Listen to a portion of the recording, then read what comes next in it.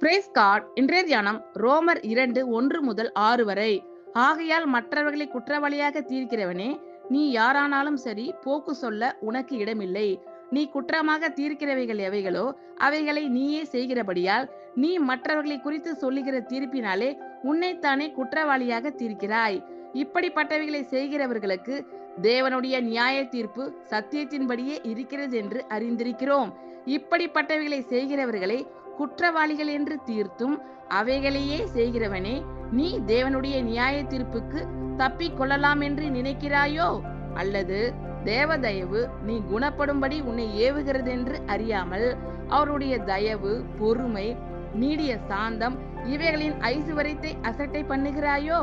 உன் மன கடினத்திற்கும் குணப்படாத இருதயத்திற்கும் ஏற்றபடி தேவனுடைய நீதியுள்ள தீர்ப்பு வெளிப்படும் கோபாக்கினை நாளிலே உனக்காக கோபாக்கினியை குவித்துக் கொள்ளுகிறாயே.